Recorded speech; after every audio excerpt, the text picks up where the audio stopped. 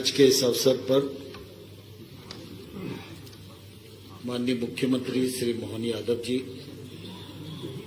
नेता प्रतिपक्ष श्रीमान उमंग संगार जी, हमारे पूर्व मुख्यमंत्री श्री शिवराज सिंह जी, जगदीश देवड़ा जी, राजेंद्र शुक्ल जी, गोपाल भार्गव साहब, डॉक्टर सीता शरण जी, गिरीश गौतम जी, श्रीमान राजेंद्र सिंह जी, श्रीमान रामनिवास रावत जी, श्रीमान हेमंत कटारे जी, श्रीमान अजय बिश्नोई जी, श्रीमान कैलाश विजयवर्गीय जी, श्रीमान प्रहलाद पटेल जी, श्रीमान राकेश सिंह जी, श्रीमान विसाऊलाल जी और इस अवसर पर उपस्थित सदन के सभी सदस्यगण, यह पहला सत्र है। सभी लोग अपने अपने निर्वाचन क्षेत्र से चुनकर आए हैं। मैं आप सबका हृदय से बहुत बहुत स्वागत करता हूं, बहुत बहुत अभिनंदन करता हूं। मुझे बहुत प्रसन्नता है कि जब विधानसभा के अध्यक्ष पद के निर्वाचन का समय आया, उस समय पक्ष और विपक्ष दोनों ने मिलकर सर्वसम्मति से चयन किया। इसके लिए मैं भारतीय जनता पार्टी, कांग्रेस पार्टी और सभी सदस्यों का हृदय से बहुत बहुत आभार प्रकट करता हूं और उन्हें धन्यवाद देना चाहता हूं। अभी 2 दिन लगातार हमारे सदन के वरिष्ठतम सदस्य श्रीमान गोपाल भार्गव जी ने प्रोटेम स्पीकर के रूप में अपने दायित्व का निर्वहन किया।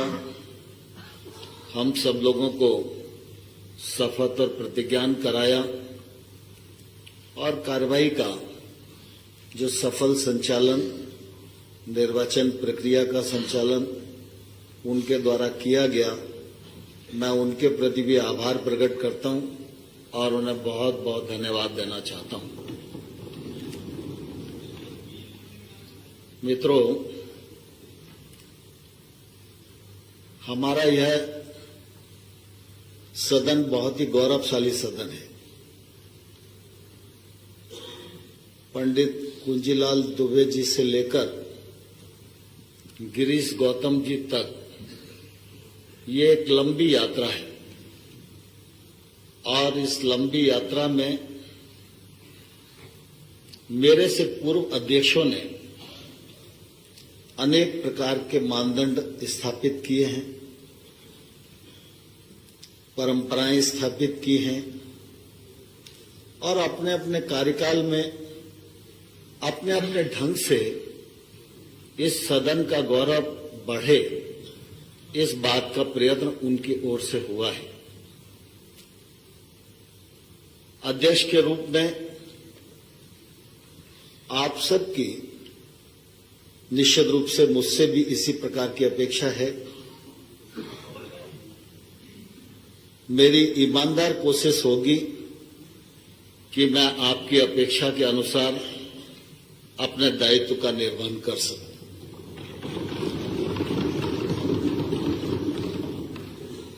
मेरे निर्वाचन के पश्चात विभिन्न माननीय सदस्यों ने मेरे बारे में अपने विचार व्यक्त किए। मुझे नहीं मालूम कि मैं उन विचारों के योग्य हूं अथवा नहीं, लेकिन मैं इतना जरूर जानता हूं कि अगर आपके मन में ऐसा भाव मेरे प्रति है जो आपके द्वारा व्यक्त किया गया, तो मेरी ये जवाबदेही है, मैं उस भाव का सम्मान करूं और उसको निभाने की पूरी कोशिश करूं। हम सब सार्वजनिक जीवन में हैं। सार्वजनिक जीवन में व्यक्ति पहले मैदान में काम करता है, फिर किसी संस्था या संगठन से जोड़ता है, और जब वो संगठन उसको अवसर देता है तो वो जनप्रतिनिधि के रूप में अपनी भूमिका का निर्वाह करता है। लेकिन हम संगठन में काम करें या जनप्रतिनिधि के रूप में काम करें, हम सबका उद्देश्य एक ही होता है, जन समस्याओं का निराकरण, राज्य का सर्वांगीण विकास और संतुलित विकास। लोकतंत्र की एक खूबसूरती है कि पक्ष है तो विपक्ष भी है, और पक्ष के बिना विपक्ष अधूरा है और विपक्ष के बिना पक्ष अधूरा है। ये भी हम सब लोग भली प्रकार से जानते हैं। पक्ष और विपक्ष लोकतंत्र के दो पाए हैं। दोनों पाए को मजबूती के हिसाब से कदम से कदम, कंधे से कंधा मिलाकर चलना, इसी में हम सब लक्ष्य तक मिलकर पहुंच सकते हैं। मुझसे यह भी अपेक्षा की गई है कि मैं प्रतिपक्ष के सदस्यों को अधिक समय दूं। सत्ता पक्ष के मेंबर्स ने भी अपेक्षाएं व्यक्त की हैं, लेकिन मैं इतना जरूर आप सबको कहना चाहता हूं, इस आसंदी पर रहते हुए मेरी कोशिश ये रहेगी कि मेरी निगाह और नजर हर सदस्य पर रहे, और जो हक उसे मिलना चाहिए उस हक से वो वंचित न हो, यह निश्चित रूप से मेरी कोशिश रहेगी। मुझे प्रसन्नता है, इस बार विधानसभा में बहुत सारे नए सदस्य भी चुनकर आए हैं। उन नए सदस्यों को वरिष्ठ सदस्यों का सहकार मिले, उनका आशीर्वाद मिले, उनके सानिध्य में वो सीख सकें, इस बात की भी जिम्मेवारी हम सब वरिष्ठ सदस्यों को मैं समझता हूं लेनी चाहिए। हमारे सदन की कार्यवाही की नियम हैं, प्रक्रिया हैं, परंपराएं हैं, उनसे सदन चलता है। पुराने सदस्य इस बात को भलीभांति जानते हैं। तो नए सदस्यों को भी ये नियम प्रक्रियाओं का ज्ञान हो और वो हमारे साथ सीख सकें और ठीक से अपने दायित्व का निर्वहन कर सकें, यह भी निश्चित रूप से हम सब लोगों की चिंता रहनी चाहिए। राजनीतिक क्षेत्र में जब हम संगठन में काम करें या जनप्रतिनिधि के रूप में काम करें, तो मैं अपने अनुभव से यह जरूर आग्रह करना चाहता हूं कि राजनीतिक क्षेत्र में काम करने वाला व्यक्ति जितना अधिक अध्ययन करेगा, उतना अधिक वो सार्थक जीवन व्यतीत कर सकेगा और लोकतंत्र में सार्थक भूमिका का निर्वहन कर सकेगा। सामान्य तौर पर वर्तमान राजनीतिक जो परिदृश्य है, उसमें भौतिक भूमिका ज्यादा है, और इसलिए कई बार अध्ययन का जो पक्ष है वो ओझल हो जाता है, और अध्ययन की जो शून्यता है वो निश्चित रूप से फिर किसी भी मनुष्य को शॉर्टकट ढूंढने के लिए विवश करती है। और इसलिए हमारे पूर्वजों ने एक बहुत ही समृद्ध लाइब्रेरी इस विधानसभा में बनाई है। उस लाइब्रेरी का उपयोग नए सदस्यों ने तो करना ही चाहिए, लेकिन पुराने सदस्यों को भी ऐसा नहीं मानकर चलना चाहिए कि वो सब कुछ सीख गए। हम सब जानते हैं कि सार्थक जीवन इसी में है कि हम अपने भीतर हमेशा विद्यार्थी भाव को जिंदा रखें। व्यक्ति कितना भी पढ़े, कितना भी अनुभव करे, फिर भी सीखने के लिए पढ़ा ही रहता है, और जितना व्यक्ति सीखता है तो समाज में बांटता भी है।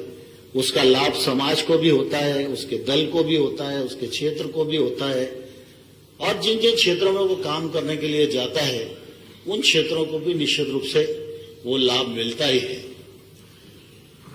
प्रश्न है, ध्यानाकर्षण है, ये एक अपनी प्रक्रिया है। इसमें जितने अध्ययन के साथ हम तैयारी रखेंगे, सरकार को उतने ही अध्ययन के साथ जवाब देने के लिए विवश होना पड़ेगा और जवाब सार्थक आए, समस्या की जड़ तक हम जाएं,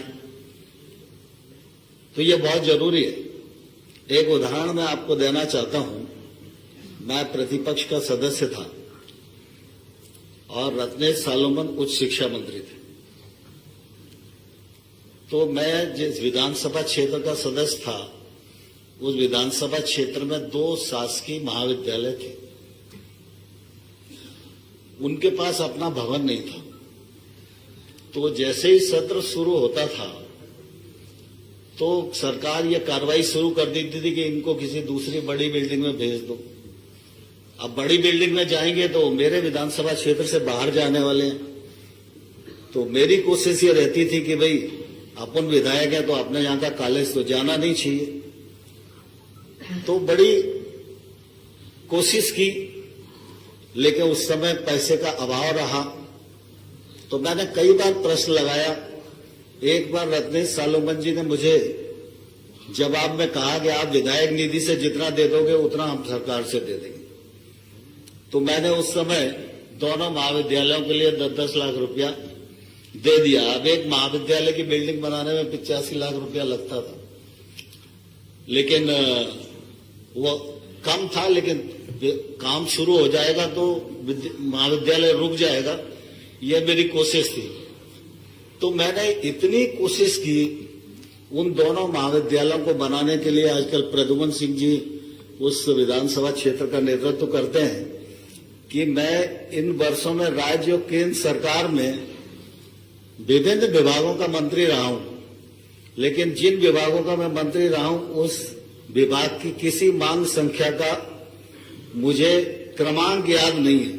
लेकिन उच्च शिक्षा विभाग की उस कालखंड में मांग संख्या 44 होती थी जिसमें कॉलेज की बिल्डिंग बनाने के लिए पैसा होता था। तो मैंने इतनी बार कोशिश की कि और उसके बाद में कोशिश के परिणाम स्वरूप पैसा लेने में सफल हुआ। आज दोनों बिल्डिंगें बनी हुई हैं। तो मैं कुल मिला के कहना ये चाहता हूं कि सदस्यों को जो प्रश्न उठाएं उसको लॉजिकल एंड तक ले जाना चाहिए। विधायिका का भी उपयोग करना चाहिए, व्यक्तिगत मिलकर भी कोशिश करनी चाहिए और सार्थक कोशिश होगी तो परिणाम आएगा ही। हम सब बहुत सौभाग्यशाली हैं कि हमारा यह सदन बहुत ही गौरवशाली सदन है। हमारा अपना मध्य प्रदेश गौरव से परिपूर्ण है और लोकतंत्र का यह पावन मंदिर जो मध्य प्रदेश की महिमा को मंडित करता है, इसकी महिमा को और बढ़ाने में हम सब लोगों को कदम से कदम और कंधे से कंधा मिलाकर चलना होगा। आप सबका सहयोग और आप सबका समय समय पर मार्गदर्शन मुझे मिलता रहे, जिससे कि मैं इस कार्यवाही का आपकी अपेक्षा के अनुरूप संचालन कर सकूं। आप सभी ने जो विचार व्यक्त किए उसके लिए बहुत बहुत धन्यवाद।